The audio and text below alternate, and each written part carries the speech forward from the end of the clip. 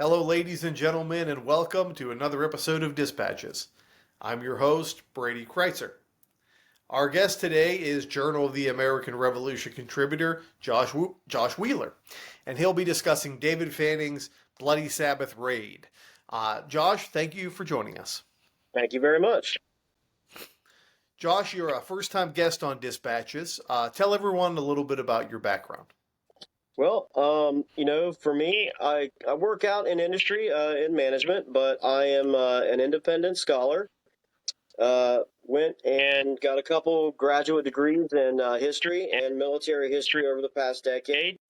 So got into being an independent scholar, worked through my education, and now I'm trying to spend as much time as I can researching and writing about the American Revolution. Well, Josh, we want to encourage everybody to read your work at www.allthingsliberty.com because it's really fantastic research you're doing. Josh, let's jump into your work a little bit. What made you want to write this article? Well, the main motivation there was this article in particular jumps out of my military history degree that I earned a few years ago, the thesis project that I did. When I got my first graduate degree, I went through the thesis like I'm sure everybody does, and I thought it was good, but not it wasn't great. So when I went back and did a second MA, having been through the process before, I wanted to do something a lot better, more in depth. I said, you've been through this before, you should be able to put together something, way better than you've ever written. And I was looking for, a unique topic. I wanted to really do what they want you to do, which is, fill a gap in the historiography. I wanted to kind of work in an area that no one had been. And I was poking around in some areas. I was really focused on the Continental Army, because my main field is the American Revolution. And I just came across some info about the period after Yorktown. I started looking around, and, the more that I looked around, the more that I realized there's not very much there. And, what is there tends to be focused diplomatically or economically or politically, but there's not very much militarily. And what was out there, was pretty, not just scant, but kind of pretty poor. It hadn't been done for a really long time. It hadn't gotten the modern treatment that it deserves from historians. And frankly, a lot of it was just downright confusing. I think I read 5 or 6 different engagements that said the last battle of the American Revolution, or sometimes I read 3 different articles on the same engagement, and they all had like 70% the same, but then 30% that was, nowhere near the same. So I said, there's a problem here. A lot of what had been written just wasn't researched properly. So I got into it, and you're a historian. I think once you walk through the door and you get into it, it's hard to turn around and walk back out because it starts to bother you. You haven't like solved the mystery yet. What actually happened. So I just kept going. I think you nailed it. Confusing is probably the word. We love to use Yorktown as the end of things. Yeah. For me, I think the most compelling research is what happens after Yorktown, which honestly, this article has filled a big void in the scholarship, I think, for a long time to come. So, Josh, for those who aren't familiar, let's complicate things for them. Yorktown is over. What's going on in the war, particularly in this case in North Carolina at that time? Well, in North Carolina at that time, I would describe the state kind of like in flux. The state government wasn't really running at full steam like it should be. Just like a lot of states, their legislatures may or may not be in session. For North Carolina, their governor had been kidnapped by David Fanning, for example. Their governor, had been kidnapped and was a prisoner of war. He would later escape during 1782, but that's a huge deal. And the main thing in North Carolina was, even though the chessboard after Yorktown had been reset, it kind of looked a lot like it did before Yorktown. The British were still in control of a lot of areas in America. including North Carolina and Wilmington. It didn't look like they were going to leave yet. I mean, we now know that they all left, but the historian's job is to put themselves in 1782 and say, hey, did these people know they were going to leave? And the answer to that is no. They didn't know they didn't know Parliament was going to give up on the war in a couple of months and that popular opinion in Great Britain would collapse. As far as they knew, the war was going to go on until they absolutely wiped out the British completely militarily. So in North Carolina, the Continental Army is preparing for that. And the biggest thing is in North Carolina, there's a little bit of a civil war going on. You might live in one town in North Carolina and live in relative peace and not really be upset by the war at all. And then 10 miles away, you might live in an area that experiences unbelievable violence and lawlessness, and there's nothing you can do about it. So that's the biggest thing going on in North Carolina is a civil war among loyalists and patriots that hadn't worked itself out yet, and they don't really care about Yorktown. Yorktown doesn't change much for them. It's a really important point. So, your article is really, and this event is based around one person in particular, David Fanning. And I think his name carries a lot of weight in North Carolina. Tell us, who was Fanning? What can you tell us about him? Well, David Fanning was a loyalist colonel, who had been born in the States, in Virginia. He bounced around between South Carolina and North Carolina. But at the time of the war, he settles in North Carolina. And look, he's an ardent loyalist. He's on the side of Great Britain, and nothing has really changed in his mind. I would describe him really as a thorn in the Patriots' side. I mean, he is that guy that they never could seem to get rid of. When they would capture him, someone would come break him out. Or to kind of quell unrest, they would give him a pardon, or he would escape. I mean, he just never, ever went away. And, not only was he incredibly lucky, he was pretty good at what he did. So he's a bit of a kind of like a guerrilla warrior. If you want to meet him on the battlefield in a pitched battle like Napoleon, I think he'll do that. But he doesn't need to. He's just as happy to show up and burn your house down and then go on about his business. And he's satisfied with that because to him, that's winning the war. So I would describe him a little bit as sort of a early proponent of, what historians call total war. If you make war on the people, that's making war. Make war on the people that are making war on you, right? And then I would also describe him. We would describe him today as a war criminal, I think. Because if he comes across you as a patriot officer, and he can shoot you down, that's what he'll do. He doesn't need to be in battle to have a reason to kill you. So nowadays, I think we would say that's a war crime. So he's a pretty formidable foe for the Patriots in North Carolina. So the event that you're focusing on is what's called or known as the Bloody Sabbath Raid. It seems, again, the word I keep coming to is chaotic, confusing, probably for the people at the time as well. What did he hope to accomplish with this real outburst of violence? Well, I think one of the things that he wanted to accomplish was retribution. Revenge.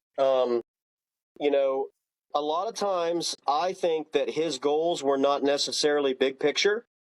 I think he wants to support the British war effort, and he wants to support the overall goal of Great Britain winning the war, but he also is concerned with himself. And if you had crossed him, as we were just talking about, if you had crossed him personally and he has the chance for revenge, he's going to take it. And I think the post-Yorktown lawlessness that we just spoke about, I think he saw that as an opportunity. Nathaniel Greene's army is in South Carolina. Washington's army is in, they're headed back toward New York at the time all this takes place, where they're in New York. There's not a large army really hanging around. And he knows that colonial militias are stretched thin. They're worn out. And look, the militia at times never was that great at what they did anyway. So he thinks he can outmatch them. And I think he's looking for his own personal retribution. And, as a larger goal, I think he feels like that will also support the overall war effort. He's not ready to give up. So, Josh, you do a great job of this in the article. So again, we encourage everyone to read that. Take us through the raid itself. It's pretty different than the war. I think a lot of people understand. Yeah, this isn't a battle where armies met anywhere. This is, Fanning had tried to make some peace shortly before this raid for the 50th time. It doesn't work out. He gets the runaround, and then he comes across some patriots on the weekend before the raid. They have a little bit of back and forth, and he hears that the patriot militia is out looking for him. They're gunning for him, So he just says, "Hey, I'm gonna get them first." I don't. I mean, he didn't say this. I don't have a quote or anything, but I think he's had enough. Like I said, he's looking forward to taking care of this lawless period, and he sets out. This raid really gets in earnest on a Sunday, hence the bloody Sabbath. And he goes straight up first to a home of a person that he has had bad blood with. A Colonel Andrew Balfour of, the colonial militia in North Carolina. These two guys hate each other. I mean, I don't know how else to put it. They can't stand each other, and he sets out. He goes to Balfour's home, and a lot of stuff plays out that I go through in the article to kind of clean up some of the history around what's been written about it. But at the end, he shoots Balfour in his own home, unprovoked and without without provocation. So he just guns him down, and then they burn the property, and he just decides that he's going to take care of business with a few more people that are basically on his list. And any patriot officer or really patriot, military person that he can come across in the next few days, that's his plan. So he starts traveling around Randolph County, North Carolina, beginning on March the 10th, Sunday, March the 10th, kills Colonel Balfour, and then he sets out from there for 2 days of visiting the homes of patriots, mostly high-ranking officers in the county militias. And if they're home, he will try to murder them. He's successful in a few cases. And if they're not home, he will burn their homes and plantations. He'll burn the homes, the barns, the property. He basically destroys their livelihood. And then toward the end of the raid, he hears there is he's in Randolph County, North Carolina. Somehow they figure out it's election day in Randolph County, North Carolina. So, I think to him, this is a stroke of luck. Wow, there's an election. This is great news. I can go terrorize the people that are coming out to vote in this election. The North Carolina is trying to set their state government back up. And, he says it's not going to happen. So he goes to, disrupt the election. But by that time, people have heard that he's out on this murderous raid, and no one shows up. But kind of like I think I wrote in the article, it's a bloodless victory, though, right? I mean, he didn't harm anyone, but there was no election. He put a stop to it, and then as the militia is closing in on him, they call their militia out to look for him. As the raid begins, he comes across one final victim that he'd had a past with, and they summarily take this person and hang them. So it's one final victim, before the rain sets in and slows down the colonial militia. And once again, like he has every time, he disappears right before they get there. So it's a couple days. It's a weekend-long campaign of terror that takes place in Randolph County, North Carolina, in early March in the spring of 1782. And, in the end, a couple patriot leaders are left dead, and the properties of a few others are destroyed. Yeah, really, really interesting stuff. So, Josh, you mentioned earlier uh, that this event had really lacked the modern treatment, the way we understand the revolution today.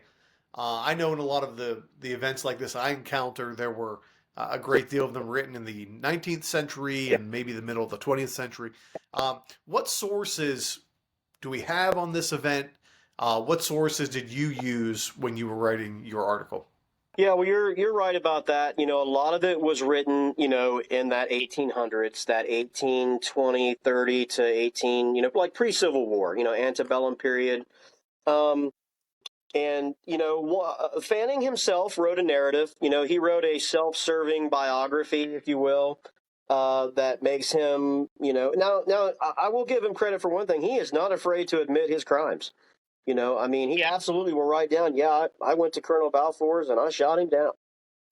But he will make it look like, it wasn't all unprovoked, and things like that. So it's a very self-serving biography, but it does lay out some of the timeline. But there were a few other sources that were pretty good. A gentleman named E.W. Carruthers wrote a 2-volume history of North Carolina. It's pretty good. Uh, for the time period that it was written, sort of that mid, I think like 1830s, something like that. Um, it's pretty trustworthy, not completely, but it's fairly decent. Uh, Two other gentlemen, Alexander Gray and Archibald Murphy, just kind of like lay historians of the time, as you said, in that same period when people started writing down the history of the revolution 50, 60 years later. Some of them had interviewed, elderly witnesses and things like that. So theirs is pretty decent. Andrew Balfour's sister, Margaret Balfour, was at the home when the colonel was murdered. She wrote some letters to his widow. That was pretty helpful. That was like a primary source, an eyewitness account. It's pretty good. I found it pretty trustworthy. One of the ways that I judged it was she doesn't really skimp details too much. I think in our modern time, we think, if you're telling someone's loved one how their loved one died, you might leave out the unflattering parts of their suffering and things like that. She doesn't do that. She lays right out there.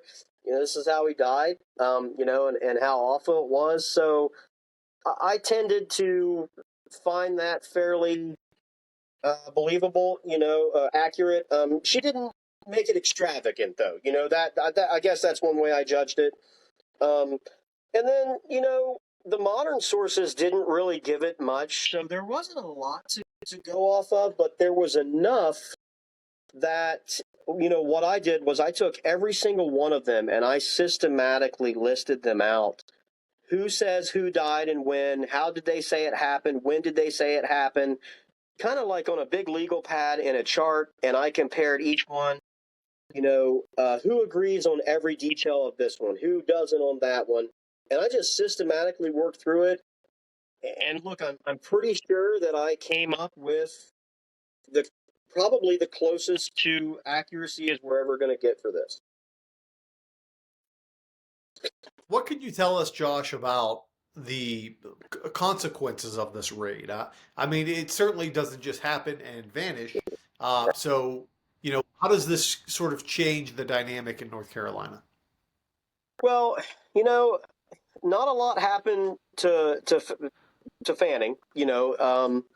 One of his men was later punished for taking part in the murder of Colonel Balfour. Sounds to me like he stuck around the area too long, and some people noticed who he was. There was a grand jury. That grand jury bill came out several years later. It reflected a lot of the accuracy that I thought that I had found. So that was another source I actually forgot to mention. He was found guilty and hanged, for murder. Um, so there was a little bit of punishment there, but like you said, most of it was just a changing of the dynamic. I think that it woke people up in North Carolina and probably elsewhere, because these, words traveled in the time of the American Revolution, just like it does today, just at a different speed. Newspapers, all those kinds of things. And I think people realized, one of the, like what General Washington was worried about after Yorktown, which was, oh my gosh, I hope people don't think the war is over, you know, because, he was worried about that. And I think it helped people realize the war isn't over. You know, we have to be vigilant. We have to make sure that we reinstitute our state governments. We need law and order in our state and in our nation. But particularly in North Carolina, there was a push to get, a governor back in place and a state legislature, and get the militia back out, and let's not let the militia relax, and go home. It's not time to melt the swords back into plowshares yet, right? We our work here isn't done yet. So I just think it was a renewal of kind of remembrance of, the war is not over and we need to get back to the business at hand, which is making sure that the British and anyone who supports them gets out of North Carolina. And with that, there would obviously be retribution taken on loyalists all over the United States, but yes, certainly in North Carolina as well. Josh, the question we always end with on this show, and I think it gets to the heart of the matter, is how do you think this event helps us understand the Revolutionary Era better? Well, I think that the important thing there is to remember, number one, that the war absolutely did not end with Yorktown. And I know we've touched on that, and it's a point that we're kind of hammering home, but that's because it's the most important theme from this study. And honestly, from my work, is that Yorktown provides a really nice, tidy, awesome point for someone writing a narrative of the war to end their book, and I get why, because after that, it's like, wow, this is uncharted territory. This is going to take me 3 years to figure out what happened, and I want my book done. I get that completely, but the war went on, and it's kind of been, almost every book that I come across on the American Revolution says, 1776 to 1783. But 1776 to 1781 is 99.9% of the book. And then Right. 1782 and 1783 is 1%. And I think it helps us understand it better by just reminding us that we need to open our minds and our scholarship up to the fact that we did win the war at Yorktown, but we didn't really win the war at Yorktown. I mean, I think I'm prepared to say that had Parliament not given up and that had the public and Great Britain not given up, I think if you go through and you read Nathaniel Greene's papers and Washington's papers in 1782, for example, you're going to find a bunch of people writing in and complaining that we have no money, we have no ammunition, we have no clothes, we have no food, our hospitals are terrible. Every day I wake up and they tell me people deserted. I have insubordination all over the place. I mean, it's like I read this and I say, is this 1776? And that's what got me into this, was because I look at that and I say, what if the British had redoubled their efforts and said, you know what, we're going to go hit these patriots one more time. We're going to hit them as hard as we can. I mean, my research isn't done, so I don't know what I'm prepared to say yet, but I can tell you that I'm worried that it would not have worked out, the way that it did had they made that decision. But apparently, their intelligence was not that great, or even if they did know it, they just said, "We're done." Lucky for us, I suppose. But that's the main thing that I think that we need to learn from it is that there was almost an entire war after Yorktown, and it mirrored the war that took place before Yorktown, almost exactly the same. The difference was the British gave up. Josh Wheeler, thank you so much for joining us. Yep, not a problem. Thank you very much.